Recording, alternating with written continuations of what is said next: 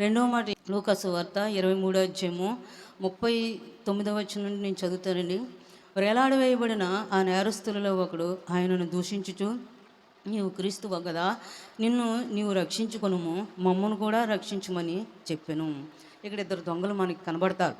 దొంగలు కనబడితే ఒక దొంగ అంటాడు కదా, వేలాడ వేయబడినటువంటి నేరస్తుల మధ్యలో యేసు ప్రభువుని సిలువేయడానికి తీసుకుని వెళ్ళారు. ఆయన నేరస్తుడంటే కాదు, మనమందరము చేసినటువంటి నేరాల కోసము ఆయన నేరస్తుడిగా ఉండవలసిన పరిస్థితి. మనమందరం కూడా భరించవలసినటువంటి పాపముల కోసం ఆయన పాపిగా ఉండవలసిన పరిస్థితులు ఆయన ఉండి, ఆ యొక్క వేలాడ వేయబడినటువంటి శిష్యుల మధ్యలో ఆయన 3 మేకుల మధ్యలో వేలాడబడుతూ మాంసపు ముద్దగా రక్తమంతా కూడా గెత్సెమనే తోట నుండి, గెత్సెమనే ప్రదేశం నుండి కపాలం అనే స్థలం దగ్గర వరకు కూడా, గొల్గొతా వరకు కూడా రక్తమంట వర్షం వలె, రక్తపు వర్షం వలె ప్రవహించిందంట ఆయన రక్తం. అటువంటి గాయాలు పొందుతూ శ్రమ అనుభవిస్తూ ఆయన ఏం చేశాడంటే వేలాడవేయబడ్డాడు. అప్పుడు ఈ పక్కనున్న దొంగ, కుడివైపున ఉన్నవాడు, ఎడమవైపున ఉన్నవాడు ఏమనుకుంటున్నారో చూడండి. ఒకడు అంటున్నాడు కదా, ఒక దొంగ, అతడు అప్పటికే పాపం చేసి, దోషం చేసి, దుర్మార్గ క్రియలు చేసి మరణించవలసిన సమయం అతి తక్కువ సమయంలో ఉన్నప్పుడు కూడా, అప్పుడు కూడా మార్పు రావడం లేదు. కొంతమందికంట అంటారు కదా, గోతులు పెట్టేదాకా బుద్ధి జ్ఞానం రాదంట. కొంతమందికంట ఎంత చెప్పినా వినరంట. పందిని కడిగి పక్కన పెట్టినా మళ్ళీ అది అక్కడికే వెళ్ళిపోద్దంట. కాబట్టి మనుషులు ఎవరో పశువులు ఎవరో తెలియలేని పరిస్థితిలో ఉన్నాం ఈరోజు మనం. మనుషులు పశువుల వలె, పశువులే మనుషుల వలె ఉంటున్న పరిస్థితులు ఈ రోజుల్లో ఉన్నాయి. మనుషులు మాత్రం పశువుల్లా ప్రవర్తిస్తున్నారు, పశువులు మాత్రం మనిషి కంటే ఎక్కువ ప్రేమను చూపిస్తూ ఉన్నాయి. కాబట్టి మనము పశువులు అని గ్రహించాలంటే యేసుక్రీస్తు మనం మనుషులందరి కోసం వచ్చాడు కానీ పశువుల కోసమైనా రాలేదు. కాబట్టి యేసుక్రీస్తు రూపాన్ని మనం ధరించుకున్న మనము ప్రాయులుగా ఉండకుండా, పశువుల వల్లే ప్రవర్తించకుండా యేసుని యేసుగా గుర్తిస్తే ఆయన ఎంతో సంతోషిస్తాడు. కాబట్టి ఇక్కడ ఏమంటున్నాడంటే, నువ్వు రక్షించుకో, మమ్మను కూడా రక్షించు అంటున్నాడు. అంటే ఆయన ఎంతవరకు రక్షించుకోలేకపోయాడా అంటే రక్షించుకోగలడు. ఆయన ఒక్క ఆజ్ఞాపిస్తే దోతల సమూహం వచ్చేసి ఆయన శిక్షిస్తున్న వారందరినీ ఒక్క నిమిషంలో హతమార్చగలదు. కానీ ఆయన శిలువ యజ్ఞం చేయడానికి, మనందరినీ రక్షించడం కోసం ఆయన వస్తే, ఇంకొక దొంగ ఏమంటున్నాడంటే, అయితే రెండవ వాడు వానిని గద్దించి, నీవు అదే శిక్షా విధిలో ఉన్నావు గనుక నీవు దేవునికి భయపడవా? ఇది ఒక ప్రశ్నగా ఈ యొక్క దొంగ ఇంకొక దొంగకు చెప్తున్నాడు అనమాట. నీవు అదే స్థితిలో ఉన్నావు కాబట్టి నువ్వు దేవునికి భయపడవా? అవును, మనం ఒక ప్రశ్న వేసుకోవాలి. మనం దేవునికి భయపడుతున్నామా, లోకానికి మనం లోబడుతున్నామా? మనం ఆలోచించుకోవాలి. మనము దేవునికి భయపడేవారుగా ఉంటే ఈ యొక్క దొంగ అనే మాటను బట్టి మనము దేవునికి భయపడేవారుగా ఉండాలి.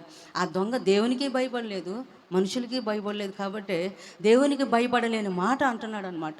దైవ కుమారుడే పరలోకంలో నుండి దిగివచ్చిన వ్యక్తి ఆయన మన కోసం రక్తం కాచి మ్రాను మీద వేలాడబడుతుంటే దేవునికి భయపడలేని స్థితిలో ఉన్న దొంగను చూసి ఈ పక్కనున్న దొంగ అంటున్నాడంటే, నీవు దేవునికి భయపడవా? మనకైతే ఇది న్యాయమే. ఎందుకంటే ఈ లోకంలో మనం పాపం చేసాం కాబట్టి, దోషం చేసాం కాబట్టి, మనం హింసలు అనుభవించాం. ఎంతమందో ఇళ్ళలను దొంగతనం చేసాం, ఎంతోమందిని పాపంలోకి లాగామో, పాపంలో పడిపోయామో మనం. అయితే మనకి ఇది న్యాయమే, కానీ మనము చేసిన వాటికి తగిన ఫలము పొందుచున్నాము. కానీ ఈయన ఏ తప్పిదమును చేయలేదని చెప్పి అంటున్నాడు. మనం చేసిన దానికి మనం ఫలం పొందుతున్నాం కాబట్టి చేసిన దానికి ఈయన ఏ తప్పిదమును చేయలేదని చెప్తున్నాడు. అయితే మనము చేసిన దానికి తప్పిదం, మనం చేయవలసినటువంటి చేసిన ప్రతి పాపానికి ఈ భూమి మీద తప్పిదం ఉంటుంది. మనం ఇప్పటికైనా గమనించాలి. శరీరంతో మనం ఏమేమి చేస్తున్నామో దానికి ప్రతిఫలం ఈ భూమి మీద ఉంటుందని మనం గమనించాలి. అందుకనే ఆ దొంగ అంటున్నాడు, మనం చేసిన పనికి ఇది న్యాయమే అయినను, అందుకని అంటున్నాడు కదా, ఈయన ఏ తప్పిదము చేయలేదు. ఈయన ఒక్కసారి నువ్వు అర్థం చేసుకోలేకపోతున్నావు అని చెప్పి ఆ దొంగ సిలువలో అంటున్నాడు కదా, ఆయన్ని చూచి యేసు అని గట్టిగా పిలిచి, నీవు నీ రాజ్యంలోనికి వచ్చినప్పుడు నన్ను జ్ఞాపకం చేసుకొనుమనెను అంటున్నాడు. యేసు అని పిలిచి, యేసు అంటే ఏంటంటే అర్థం రక్షకుడా. రక్షకుడా అంటే రక్షించేవాడా? ఎవరిని రక్షిస్తాడు? దుర్మార్గులు రక్షిస్తాడండి ఎవరైనా. ఇప్పుడు ఒక మురికి గొడ్డలతో ఒక పాపిష్టకరమైనటువంటి తప్పిదములు చేసి ఒక దుర్మార్గమైన వాసనతో వచ్చిన వ్యక్తి ఇక్కడ కూర్చుంటే ఆయన మనం ఇంట్లోకి తీసుకెళ్ళి పడుకోబెట్టగలమా? ఇంట్లోకి తీసుకెళ్ళి మనం ఆయనకి నా పక్కన కూర్చో అని అనగలమా? అలా అనలేం. కానీ ఆ యొక్క భయంకరమైన కార్యాలు భూమి మీద జీవించినంతసేపు చేసి ఏమంటున్నాడంటే, యేసు నీ రాజ్యంలోనికి వచ్చినప్పుడు నన్ను జ్ఞాపకం చేసుకోమని చెప్తున్నాడు అనమాట. అవును, ఆయనదంటూ ఒక రాజ్యం ఉంది. ఈ రాజ్యం శాశ్వతమైనది కాదు, పరలోక రాజ్యం శాశ్వతమైనదని ఆ దొంగ ఏం చేశాడంటే గమనించి గుర్తించి ఏమంటున్నాడంటే, నీ రాజ్యం అంటూ ఒకటి ఉంది కదయ్యా, ఆ రాజ్యంలో నాకు చోటు ఇవ్వా అని అంటే అప్పుడు ఏమనాలి యేసు ప్రభు, చదువుకోవయ్యా బాబా, భూమి మీద చూసినంతసేపు చూసేసి చేసినంతసేపు చేసేసి ఎంత చెప్పినా ఎవరు చెప్పినా వినలేని మూర్ఖుడివి, దొంగవి, ఎంతమందిని హింసించావో, ఎంతమందిని బాధ పెట్టావో, ఎన్ని దొంగతనాలు చేసావు, ఎంత దోషకరమైన పాపం చేసావు, నువ్వు నాతో ఉండడానికి నువ్వు సరిపోతావా, నీకు నేను చోటు ఇవ్వను. నేనైతే అలాగే అంటాను కూడా. అంటే మనం మానవులు అంటాం. అయితే ఆయన ఏమంటున్నాడంటే, అయితే సరే నేడు నీవు నాతో కూడా పరదేశంలో ఉంటావు, ఇప్పుడే నువ్వు నాతో పరదేశంలో ఉంటావు అని అంటున్నాడు అనమాట. అంటే ఎంత మంచి ప్రేమ చూపిస్తున్నట్టు చూడండి యేసయ్య. యేసుప్రభు హింసించడానికి ఈ లోకానికి రాలే. యేసుప్రభు మనుషుల్ని నరకానికి పంపించడానికి రాలే. ఎందుకంటే అందరూ నరకానికి వెళ్ళవలసిన వారమై ఉన్నాం కాబట్టి ఆయన ప్రేమ చూపడానికి వచ్చాడు. ఎందుకంటే అందరము పాపం చేసి ఉన్నాం కాబట్టి మనల్ని రక్షించడానికి ఆయన వచ్చాడు తప్ప, అందరూ దుర్మార్గం చేస్తూ దేవునికి దూరం అయిపోతున్న మనలందరినీ రక్షించడానికి వచ్చాడు కాబట్టి ఆయన ఆ మాట పలకగలిగాడు. మనం ఏం చేస్తున్నాం, మనం పరలోకం నుంచి రాలేదు, భూమిలో నుండే వచ్చాం కాబట్టి మనం ఏమంటామంటే, నీకు నాకు పొత్తు కుదరదు, నీకు నాకు సంబంధం లేదు, నువ్వెవరో నేనెవరో అని అంటాం. కానీ పరలోక మహిమను విడిచిపెట్టి మనందరినీ రక్షించడానికి వచ్చాడు కాబట్టి ఆయన అంటున్నాడు కదా, నేడే నువ్వు నాతో కూడా పరదేశంలో ఉంటావు అని అంటున్నాడు అనమాట. ప్రపంచ చరిత్రలోనంట ఒక చిన్న అవకాశాన్నంట ఉపయోగించుకొని నిత్యరాజ్యాన్ని పొందుకోవడానికి ఉపయోగించుకున్నటువంటి ఆ యొక్క మంచి అవకాశం ఎవరు పొందుకున్నారంటే ఈ దొంగ ఒకడేనంట. అంత మంచి అవకాశం అంటే అసలు ఆశ్చర్యం కదండి.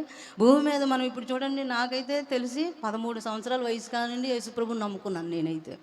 ఇప్పుడు వరకు ఇంకా యేసు కొరకు జీవించాలి, ఇంకా యేసుప్రభు కొరకు బ్రతకాలి అని ఆశతో, వస్తువులు ఉండకూడదేమో తీసేద్దాం, ఇది తినకూడదంటే మానేద్దాం, ఈ టీవీ చూడకూడదంటే మానేద్దాం, సినిమాలు చూడకూడదంటే మానేద్దాం, అపవిత్రకాలు చేయకూడదా, సరే వద్దు అని నేను అనుకుంటూ ప్రభు కొరకు రోజుకు ముందుకెళ్తున్నాను. కానీ ప్రపంచంలో చాలామంది ఉన్నారంట, ఎన్నో అవకాశాలు ఎంతోమందికి ఉండొచ్చు, కానీ ఈ చివరి అవకాశం అంటే ఎవరికి వచ్చిందంటే తెలుసా, ఆ యొక్క మంచి దొంగకే వచ్చిందన్నమాట.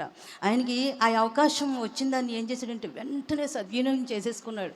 చూడండి, ఏదైనా పలహారం పంచామనుకోండి, ముందు ఎవరు లేచి వచ్చేస్తారు, పెద్దోళ్ళ పిల్లల నాకిచ్చే అంటారు. అంటే మళ్ళీ ఆ పలహారం నాకు దొరకదేమో, అయిపోద్దేమో అని అందుకోవడానికి ఎలా వస్తారో మనము కూడా యేసయ్యని ఆ అవకాశాన్ని మనం ఉపయోగించుకోవాలంట. ఎన్నో రోజులు మందిరానికి వెళ్తాం, ఎన్నో ప్రార్థనా స్థలాలకు వెళ్తాం, ఎన్నో స్థలాలు మనం చూస్తాం, ఎంతో మంచి బోధలు బోధిస్తున్న పాస్టర్లు మనం చూస్తూ ఉన్నాం. కానీ మన అవకాశాన్ని రోజు వదిలేసుకుంటున్నాం. చూడండి, మంచి పాలు తెచ్చి మాకు పులుకొని ఇంట్లో పెడతాడు, నేను తీసుకెళ్ళి అన్నీ ఆ పాలన్నీ మొత్తం తీసేసి కింద పోసాను అనుకోండి, ఏమవుతుంది, ఏమి కూడా ఫలితం ఉండదు. ఆ పాలుని జాగ్రత్తగా ఒక గిన్నెలో పోసుకొని నీట్గా పక్కన పెట్టుకొని మరగబెట్టుకొని తాగి ఎంతో భద్రంగా ఉంచుకుంటే ఎంత ఉపయోగం ఉంటుంది.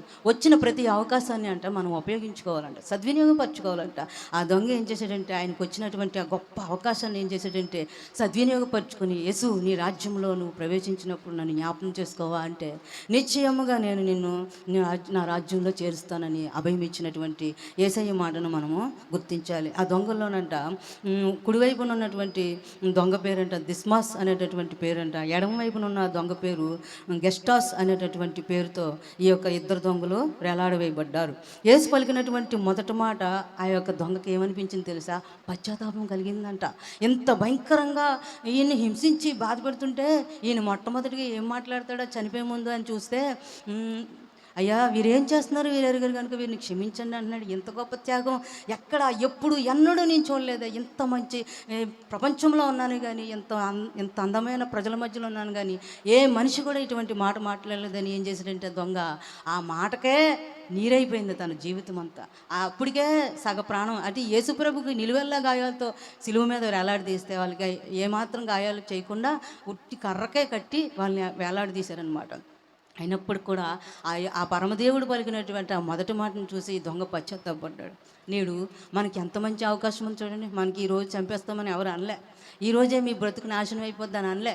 కానీ యేసయ్య మనకి ఎంత మంచి అవకాశం ఇచ్చాడంటే, రోజు నేను వచ్చేదాకా మీరు పరిశుద్ధంగా ఉండండి, నేను ఎప్పుడు వస్తానో తెలియదు, సూచనలు చెప్పాడు. సూర్యుడు నలుపు అవుతాడు, చంద్రుడు ఎరుపు అవుతాడు. కాబట్టి నేను వచ్చినప్పుడు రాజ్యం మీదకి రాజ్యం, మరి జనం మీదకి జనం వస్తారు, ఇలాంటి సూచక్రియలు జరుగుతాయని యేసుప్రభు సూచనలు చెప్పేసి వెళ్ళిపోయాడు. అప్పుడే రాళ్ళే ఏసయ్య అనుకుంటూ ఇంకొంచెం తాగేద్దాం, ఇంకొంచెం తినేద్దాం, ఇంకొంచెం సినిమా చూసేద్దాం, ఇంకొకసారి ఆడేసి వచ్చేద్దాం, ఇంకొకసారి కాలంలో మునిగేద్దాం, ఇంకోసారి పూజ చేసేద్దాం అనుకుంటూ ఉంటే మన బ్రతుకు ఏమైనా ఫలితం ఉంటుందో చెప్పండి? యేసుప్రభు మాటలు వింటున్న మనము యేసయ్యలాగా మారిపోవాలని మనం ప్రయత్నించాలి. అంతే తప్ప యేసుకి వ్యతిరేకమైన కార్యాలు ఇప్పటికీ మనం చేస్తున్నామా చేయట్లేదా చెప్పండి? చేస్తూనే ఉన్నాం.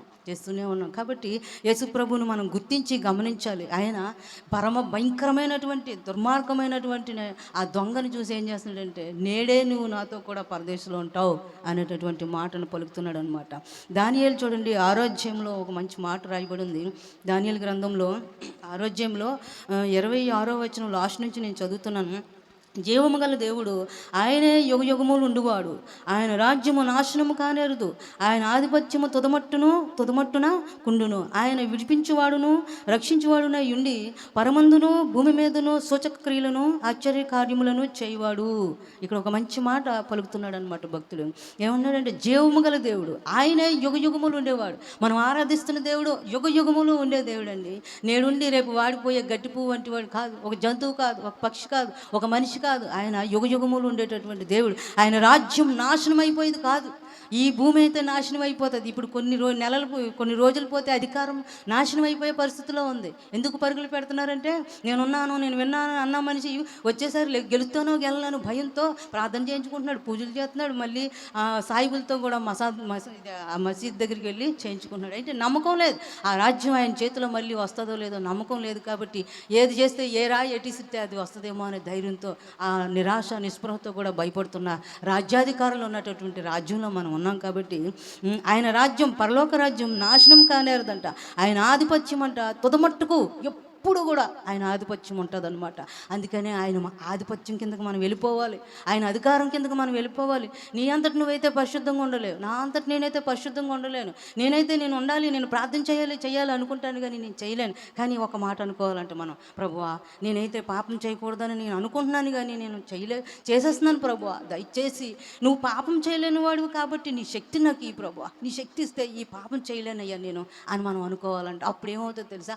ఆయన శక్తి మన మీదకి వచ్చినప్పుడు, ఆ పాపం చేసే పరిస్థితి వచ్చినప్పుడు ఆ శక్తి మనల్ని ఆపుతూ ఉంటుందన్నమాట. అది దేవుని యొక్క గుణలక్షణాలు మనం పొందుకోవడం. మనం మంచోళ్ళమే, మనం మంచిగా ఉండాలని కోరుకుంటాం. నా భార్యని, నా బిడ్డని, నా కుటుంబాన్ని, నా భర్తని అన్నింటినీ నేను చూసుకోవాలనుకుంటాం, కానీ మనం చేయలేం. కానీ ఆయన ఆధిపత్యం కిందకి, ఆయన అధికారం కిందకి మనం వెళ్ళిపోయినప్పుడు ఏమవుతుందంటే, ఆయనే మన మీద అధికారం చలాయించినప్పుడు అపవాది మన దగ్గరికి రాలేడు. అందుకని ఆయన అధికారం కిందకి మనం వెళ్ళిపోవాల్సిన వారమే ఉన్నాం. ఆయన విడిపించేవాడును రక్షించేవాడునై ఉండి పరమందును భూమి మీదను సూచక్రియలు చేయవాడు. ఆయన విడిపించేవాడు. ఎవరిని విడిపించాడండి? భయంకరమైనటువంటి క్రూరమైనటువంటి దొంగను విడిపించాడు. భయంకరమైన వేసును మార్చాడు, రాహాబు అని వేసును మార్చాడు. భయంకరమైనటువంటి దుష్టుల్ని మార్చాడు, భయంకరమైనటువంటి మూర్ఖుల్ని మార్చగలిగినటువంటి దేవుడు. ఆయన ఆశ్చర్య కార్యాలు చేసేవాడు. భూమి మీదను సూచక్రియలు, పరమందును చేయగలవాడు, భూమి మీద చేయగలవాడు. అటువంటి గొప్ప దేవుని మనం నమ్ముకున్నాం. అమ్మ మీ దేవుడు ఎవరో ఏమని చెప్తున్నారు, మీరు ఏమని చెప్పగలవంటే, నా దేవుడు పరమందున భూమి మీదన సూచక్రియలు చేసే దేవుడు అని మనం చెప్పగలిగిన వారమై ఉన్నాం. ఈ లేఖనాన్ని బట్టి మనం ధైర్యం చేసుకొని దేవుని కొరకు జీవించాలి. దొంగకు తెలుసు ఆయన రాజ్యం ఒకటి ఉందని, ఆయనకు ఒక రాజ్యం ఉందని, ఆ రాజ్యంలో నేను కూడా ఉండాలనే ఆశ ఉంది. మనకు ఆశ ఉంటే ఆ ఆశను తీరుస్తాడండి దేవుడు. ఏ ఆశ లేకుండా ఎందుకు వచ్చావయ్యా ప్రార్థన కానంటే, ఏమో వాళ్ళు పాస్టర్ గారు రమ్మన్నారని వచ్చాను, మళ్ళీ ఈ వారం వెళ్ళకపోతే ఏమనుకుంటారో అని ఒకరు, మనం వెళ్ళకపోతే సమాజం నువ్వేంటారో దేవుడిని నమ్ముకుని వెళ్ళలేదేంటి అని అంటారు కొంతమంది అని, మనం వెళ్ళకపోతే దేవుడి సందికి శాపం వచ్చేస్తుందేమో అని కొంతమంది, యేసుప్రభు దగ్గరికి వెళ్తే కొంచెం బాగుంటుంది, సైతాన్ గాడు మనకు రాకుండా ఉంటాడని కొంతమంది వస్తారు. కానీ యేసుప్రభు దగ్గరికి మనం ఎందుకు రావాలంటే, ఆయన రాజ్యంలో మనం చేరాలని మనం రావాలి, ఆయన రాజ్యంలో మనకు చోటు కలగాలని ఆయన మనల్ని కోరుకుంటున్నాడని మనం తెలుసుకొని రావాలి. అందుకే యేసయ్య అంటున్నాడంటే నిశ్చయముగా అని అంటున్నాడు అనమాట. ఇది ఎవ్వరూ మార్చలేనటువంటి ముద్ర, గవర్నమెంట్ ముద్ర. అది మనం ఇక్కడ అనుకుంటాం కదా, నీకు ₹1,00,00,000 నేను ఇస్తానని ముఖ్యమంత్రి ఒక ముద్ర వేసి మనకి ఇచ్చాడనుకోండి, ఒక ఏమంటారు దాన్ని, బ్యాంకులో చెక్ మార్చుకొని ఇచ్చాడనుకోండి, ఫామ్ ఇచ్చాడు అనుకోండి, అప్పుడు మనం ఎంత ధైర్యంగా ఉంటాం. బాబోయ్ ఎంత మంచి మాట ఇచ్చాడు. ఆ బ్యాంక్ వాడి దగ్గరికి వెళ్ళి, అయ్యా జగన్మోహన్ రెడ్డి ఇచ్చాడయ్యా ఈ చెక్ అంటే, లేదు లేదండి, ఎందుకు ఇవ్వవు, ముఖ్యమంత్రి ఇచ్చాడు ఇస్తావో ఇవ్వ, లేకపోతే చంద్రబాబు నాయుడు ఇచ్చాడు ఇస్తావో ఇవ్వని పట్టుదలతో మనం నిలబడతాం కదా. అలాగే యేసయ్య కూడా నిశ్చయముగా నీవు నా రాజ్యంలో ఉంటావు అని వెంటనే అభయం ఇచ్చినటువంటి మంచి మాట దేవుని మాట ఇది. అందుకే యేసు నిశ్చయముగా నా రాజ్యంలో ఉంటావు అన్నాడు. అతడు చివరి క్షణాల్లో ఉన్నాడు, కానీ అతనికి ఎలాంటి అవకాశం కూడా లేదు. మళ్ళీ వెళ్ళి రక్షణ పొంది, అయ్యో పరలోకం వెళ్ళాలంటే రక్షణ పొందాలి కదా, పెళ్లి చేసుకోవాలంటే బాప్తీసం చేసుకోవాలి కదా అనుకుంటాం. అయితే ఆ దొంగను, అయ్యా ఒకసారి నేను బాప్తీసం తీసుకొని వస్తానండి అని ఎవరైనా వదులుతారా? అడిగితే వదలరు. తప్పించుకోవడానికి వేసేస్తున్నారా నువ్వు అని వదలరు. కాబట్టి చివరి క్షణాన్ని ఉపయోగించుకొని ఏం చేశాడంటే, యేసు నీ రాజ్యంలో నన్ను జ్ఞాపకం చేసుకుంటే వెంటనే యేసు ప్రభు ఏం చేశాడంటే, అయితే సరే ఇప్పుడే నాతో కూడా పరదేశంలో ఉంటావని చెప్పాడనమాట. అందుకని మనకి ఎన్ని అవకాశాలు వస్తున్నాయి మనం ఆలోచించండి. ఎన్నో అవకాశాలు వస్తున్నాయి, ఎంతగానో అవకాశాలు వస్తున్నాయి. అతనికి ఎలాంటి అవకాశం లేకపోయినా మనకి ఎన్నో అవకాశాలు ఉన్నా కానీ మనం ఏం చేస్తున్నామంటే అవకాశాలు విడిచిపెట్టేసుకుంటున్నాం. ఇంకా అప్పుడే రాళ్లే, ఇంకా శరీరం బాగా ఉంది కదా, నాకు కళ్ళు పళ్ళు అన్నీ ఊడిపోయాక అప్పుడు నమ్ముకోవచ్చులే, అప్పుడు చేయొచ్చులే అనుకుంటే దేవుని రాకడ ఎప్పుడు వస్తుందో తెలియదండి. కాబట్టి సిద్ధపడేవారుగా మనము ఉండాలి. 2 కొరింథీ చూస్తే 6వ అధ్యాయము 2వ వచనంలో చూస్తే ఇదే రక్షణ దినం, ఇదే అనుకూల సమయం అని అంటున్నాడు అనమాట. 2 కొరింథీ చూడండి 6వ అధ్యాయం 2వ వచనంలో, అనుకూల సమయమందు నీ మొరను ఆలకించితిని, రక్షణ దినమందు నిన్ను ఆదుకొంటిని అని ఆయన చెప్తున్నాడు కదా. ఇదిగో ఇప్పుడే మిక్కిలి అనుకూలమైన సమయం, ఇదే రక్షణ దినం. దయచేసి నా ప్రియ బిడ్డలారా, ఏదో ఈ మాట చెప్పేసి గబగబా వెళ్ళిపోవాలని నేను రాలేదు, కానీ ఒక్కసారి ఈ రోజైనా మన దేహాన్ని ప్రభువుకి అప్పగించుకుందాం, మన జీవితాన్ని ప్రభువుకి అప్పగించుకుందాం. ఇది వట్టి మాటలు కాదు, ఏదో సంవత్సరం వెళ్ళిపోతున్న మాటలు, ఆయన అలాగే చెప్తాడులే, ఆయన మాటలు ఇలాగే వివరిస్తారులే అనుకోవద్దు. కానీ ఇదే అనుకూల సమయం. ఏమో ఈ క్షణం తర్వాత నేను చనిపోతానేమో, మీరు చనిపోతారేమో, ఎప్పుడు ఏమవుతుందో మనకు తెలియదు. కాబట్టి ఈ అవకాశాన్ని మనం ఉపయోగించుకోవాలి. ఇది రక్షణ దినం, ఇది అనుకూలమైన సమయం కాబట్టి దీన్ని సద్వినియోగం చేసుకోవాల్సిన అవసరం మనకు ఎంతైనా ఉంది. కాబట్టి ఇప్పుడే మీకు అనుకూలమైన సమయాన్ని మనం గమనించాలి, ఇదే రక్షణ దినం అని మనం గుర్తించాలి. అప్పుడు ఆయన మనల్ని చూసి ఆనందిస్తాడు. ఆ దొంగని ఎలా రక్షించాడో మనల్ని కూడా ఆయన రక్షిస్తాడు. లేదా నాకు యేసయ్య వద్దు, నా బ్రతుకు నాదే, నా జీవితం నాదే అని తాగుతావా తాగు, తిరుగుతావా తిరుగు, నీ ఇష్టం, నరకానికి వెళ్ళేది నువ్వే తప్ప, నీ వెనకాల నీ భార్య బిడ్డలు ఏడ్చేది వారే తప్ప, మేమేమి ఏడవం కదా. కాబట్టి మన జీవితం వ్యర్థం కాకూడదు, మన జీవితం శూన్యం కాకూడదు, మన జీవితం ప్రభు కొరకు జీవించాలనే మంచి ఆలోచనతో. పుట్టినప్పుడు నుండే తాగి వచ్చామా మనకు తాగాలని అలవాటు కనుక మనకి దేవుడు కనుక ఇస్తే ముందే పుట్టిన వెంటనే 2 బాటిల్ తెచ్చేసి ఆ కడుపులో ఉన్నప్పుడే పిల్లలతో పాటు మందు బాటిళ్ళు, సిగరెట్ల ప్యాకెట్లు అన్నీ వచ్చేసేవే కూడా. దేవుడు మనకి ఏమి ఇవ్వాలని తెలుసు, మనకి ఏమి ఇవ్వాలని తెలిసి ఇచ్చాడు తెలుసా? 2 కళ్ళు, ఒక ముక్కు, 2 నోర్లు ఇవ్వచ్చు కదా, 2 నోర్లు ఇవ్వలే, 1 నోరు ఇచ్చాడు. ఏమో 2 నోర్లు 2 కళ్ళులాగా ఇస్తే, ఒక నోటితో మంచి మాట్లాడేసి ఒక నోటితో మందు తాగేసి ఒక నోటితో అబద్ధాలు ఆడేద్దామేమో. 2 చెవులు ఎందుకు ఇచ్చాడంటే బాగా వినమని ఇచ్చాడు. ఈ పక్కన తిరిగితే ఇటువైపు వినబడదేమో అని ఇటు కూడా చెవులను ఇచ్చి, 2 కాళ్ళని ఇచ్చి, 2 చేతులను ఇచ్చాడు. ఏమో 4 చేతులు ఇస్తే 2 చేతులతో ఇష్టం వచ్చినట్టుగా 2 చేతులతో ఇష్టం వచ్చినట్టు చేసేవారు మేము. మన దేవుడు మనకి ఏమి ఇవ్వాలో అన్నీ తెలిసే ఇచ్చాడండి. కానీ మనం ఏం చేస్తున్నాం తెలుసా? ఎక్స్ట్రా అంటారు, అంటే ఎక్కువ చేసేస్తున్నారు అంటారు. అది ఏం చేస్తున్నాం అంటే, ఆయన ఇచ్చేదానికంటే మనం తినవలసిన దానికంటే, మనం చేయవలసిన దానికంటే అత్యధికంగా చేసేసి ఎక్కడికి వెళ్ళిపోదామని, పరలోకం వెళ్ళిపోదామని, నరకానికి వెళ్ళిపోదామనేసి మనం ఇష్టం వచ్చినట్టుగా చేసేస్తూ ఉంటే ఆయన ఏం చేస్తాడండి? యేసు ప్రభు ఇంకా ఏడుస్తూనే ఉంటాడు. ఆయన ఏడిపించేవారుగా ఉందామా, సంతోషపరిచేవారుగా ఉందామా ఆలోచించుకుంటే ఆయన ఆనందింపజేసేవారుగా మనం ఉండాలి. మన పాపాలంట కెంపు వలె ఎర్రగా ఉన్నప్పటికి కూడా మన పాపాలంట ఆయన రక్తం చేత కడిగి ఎలా చేశాడంటే హిమమంత తెల్లగా చేయాలనంట. ఆయన రక్తం అంతా కారుతూనే ఉందంట. అసలు గెత్సమనే మాటకు అర్థం ఏంటంటే నలగగొట్టబడడం. అంటే గెత్సమనే మాటకి ఏంటంటే గానుగా అనేటటువంటి అర్థం. ఒలీవ కాయలు అప్పుడు ఉంటాయంట, అక్కడ ఉండేవంట యెరూషలేములో, ఇప్పటికీ ఉంటాయి. ఆ ఒలీవ కాయలనంట ఆ గానుగులో వేసి నలుపుతుంటే ఏమొస్తుందంటే నూనె వస్తూ ఉంటుందంట. ఒలీవ నూనె చూడండి ఎంత ప్రాముఖ్యమో. మరి ఒలివ నూనె చిన్నది కొనుక్కుంటే ఎంతో రేటుగా ఉంటుంది, మనం వాడం. కానీ ఆ యెరూషలేములో అదే ఎక్కువగా వాడుతూ ఉంటారు, పండుతూ ఉంటుంది. అయితే ఆ గానుగులో ఆ ఒలివకాయలు పిండుతున్నప్పుడు ఆ వచ్చిన నూనెని వాళ్ళు ఉపయోగిస్తారనమాట. అలాగే యేసు ప్రభు కూడా గెత్సమనే తోటలో నుండి మరి గొల్గొతా స్థలం వరకు ఆయన ప్రయాణం చేస్తున్నప్పుడు బస్సులోనా ఫ్లైట్లోనా కాదు, నలగగొట్టబడుతూ దెబ్బలు కొట్టబడుతూ హింసించబడుతూ ఆయన వెళ్తున్నప్పుడు ఆయన రక్తం అంట ఉమ్, కాయలు పిండుతుంటే రక్తం ఎలా వస్తుందో, ద్రాక్షకాయలు పిండుతుంటే రసం ఎలా వస్తుందో అలాగ రక్తం రసం వల్లే కారుతూ యెరూషలేము వీధుల్లోనంట వర్షం పడినట్టు అయిపోయిందంట. రక్తవర్ణం వర్షం పడినట్టుగా అయిపోయిందంట. ఎందుకోసం అండి? మన కోసమే, మన పాపముల కోసమే ఆయన రక్తం అలాగా చిందించడానికి ఇష్టపడ్డాడు. అన్ని దెబ్బలు కొడుతున్నా వీరేం చేస్తున్నారు, వీరు తెలియట్లేదు అంటున్నాడు తప్ప వీళ్ళు మూర్ఖులు క్రూరులు అని అనడం లేదు. ఎందుకంటే మనం మూర్ఖులమే, మన కోసం వచ్చాడు కాబట్టి, మనం శిక్షించడానికి ఆయన రాలేదు కాబట్టి, ప్రేమించడానికి వచ్చాడు కాబట్టి. కెంపు వలె ఉన్నటువంటి మన పాపాలని ఎర్రగా ఉంటుంది, కెంపు ఎర్రగా ఉంటుంది. కెంపు ఉంగరాలు పెట్టుకుంటారు చాలామంది, వస్తువుల్లో అమర్చుకుంటారు ఆ రాళ్ళని. కెంపు ఎర్రగా ఉంటుంది అనమాట. మన పాపాలు ఎర్రగా ఉంటుంటే ఆయన రక్తం ఏం చేసిందంటే సిలువ రక్తం తెల్లగా, ఆయన రక్తం ఎరిపే కానీ మన పాపాలను ఆయన తెల్లగా హిమమంత తెల్లగా కడిగి ఏం చేశాడంటే ఆయన రాజ్యంలో ఉండాలి. ఆయన ప్రేమ ఎంతో చూపిస్తున్నాడు అనమాట. ఆయన ప్రేమ ఎంత తెలుసా? ఎందుకు రెండు చేతులు ఇలా చాపి కొట్టి చంపారంటే ఆయన ప్రేమ ఎంతో గొప్పది. ఎంత ప్రేమ గొప్పదంటే, ఎంత కావాలి నీకంటే చిన్నపిల్లలు ఏమైనా అడిగామనుకోండి, నీకు ఎన్ని చాక్లెట్లు కావాలంటే ఇన్ని కావాలంటారు. అన్ని తినేస్తారో అన్ని ఇవ్వగలమంటే ఇవ్వలే. కానీ ఆయన ప్రేమ ఎంత విస్తారమైనదంటే రెండు చేతులు చాపి ఇంత ప్రేమను చూపిస్తూ ఉన్నాడు. ఆయన ప్రేమ ఎంత వెడల్పు అంటే సిలువ ఎలాగైతే పెద్ద కొయ్యకి మరి ఆకాశానికి భూమికి వేలాడవేయబడిందో అలాగే ఆయన ప్రేమ అంత పెద్ద ఎత్తైనదనమాట. ఆయన ప్రేమ ఎంత పొడవైందంటే భూమి నుండి ఆకాశంకి ఎంత పొడవుగా ఉందో ఆ ప్రేమను ఆయన చూపించి, నేను అక్కడ నుండి వచ్చానని నా ప్రేమను అర్థం చేసుకుంటాను ఆయన చూపించాడు. ఆయన ప్రేమ ఎంత లోతైన తెలుసా? పాతాళంలోకి వెళ్ళిపోయి మొరపెట్టుకున్నా యోనా ఏం చేశాడు?